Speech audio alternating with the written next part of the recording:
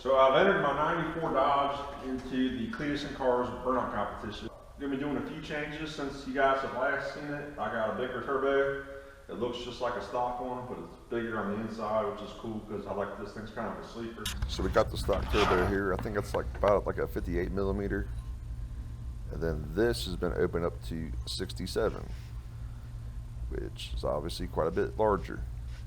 But it still looks like a stock turbo, and you can mistake it for one. It also has, I put an HX40 exhaust housing on it, which is quite a bit larger, should flow a little better. The flange here is a T4 flange, which is a lot bigger than the T3, so that should help things out. But also the downpipe flange on the back of it is quite a bit larger. Get this flipped around here. Look at that.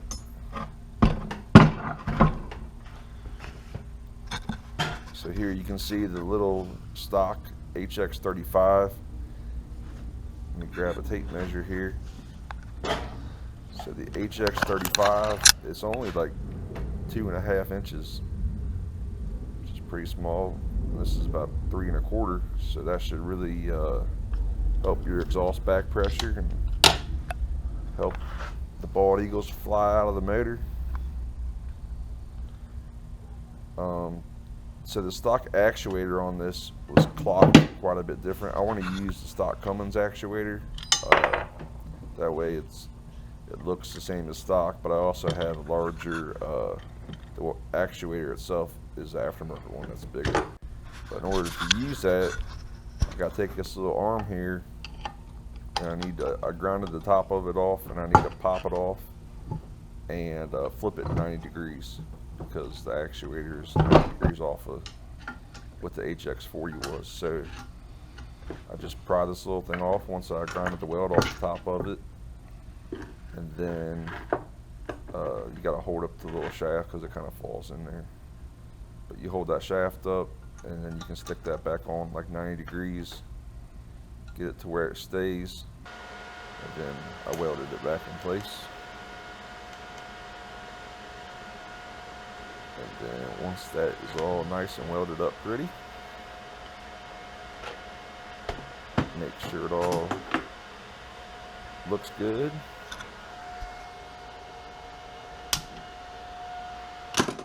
And now I can bolt on the stock actuator.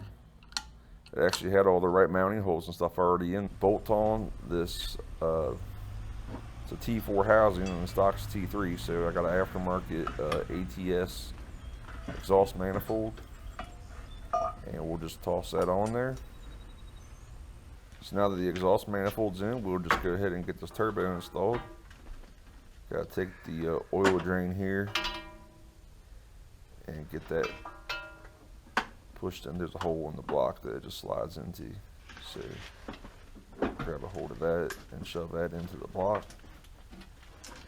Then bolt this up on the manifold, just 4 bolts that holds that on. Then I just take the oil inlet and put that on top, and she is pretty well installed. There's the turbo installed. It looks basically stock. That is a T4 housing. That's bigger than stock, and I mean, I guess if you had a close eye, you could see that, but it does look pretty stock. So that's kind of cool in my book. The blow-off valve I got hiding down here. I seen where the bumper lined up. There's kind of a cavity. I'll stick these in there. Kind of a cavity here. It's got enough room to fit, so that's where I stuck it. And I like it that it's outside the engine bay because it's louder and it sounds cooler. It wasn't too hard to install. I had a bung welded on there, and then it just clamps on. It's got a little line that feeds into the boost. So this is all pressurized in here, so you got a line going to that. And then it's just wired. This is a manual truck, so they didn't come stock with the throttle position sensor. I had to add a throttle position sensor, which is just stock for like automatic truck. And then I wired that up, and I got a little plug here and a controller.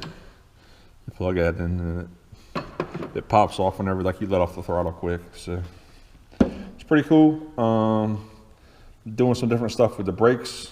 I'm going to install a couple line locks into my brake lines. One of them is going to be really normal. You put it on your front brakes.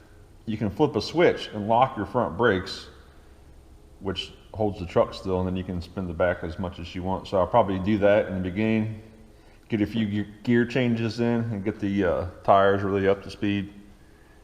And then this other one, I'm gonna put on the back brakes. I've never seen anybody do this before, but I think it'll work. I guess we'll find out. I wanna put that on the back brakes backwards. I'm gonna put it in backwards, and if it works the way I think it will, when I flip the switch, it will stop flow to the back brake. So I essentially disconnect my back brakes when I flip that one. That's what I'm hoping for. That way I can use my brakes to control the speed of the truck, but it won't affect the back wheels, which would be spinning very fast. So we got the brake lines here. This is a combination valve. There used to be a little ABS for the rear down here. I removed that. It didn't work anyway.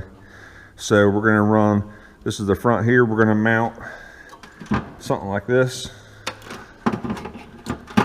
You get the idea. So I'm gonna put them here somewhere, and then they just go in line. So this is actually the lines here that go to the brakes. So I just gotta go from here to this, and then to the brake lines that go down. It's kind of a mess right now, but it'll look nice when I get done. We got all the lines ran and plumbed. Like I said, the front one I'll put normal, and this one is actually plumbed up backwards. So your master cylinder runs into this.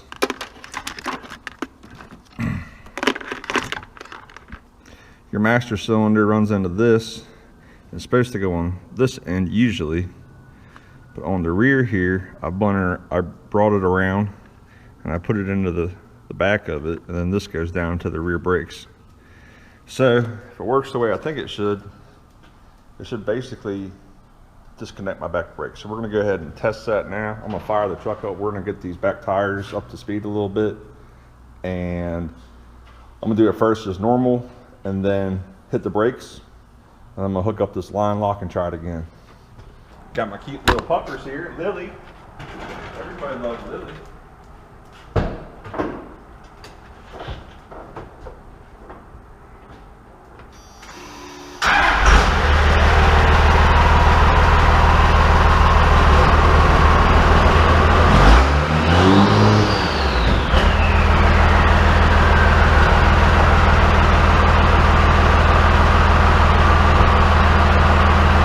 I'm gonna go hook up the wires for the line lock now.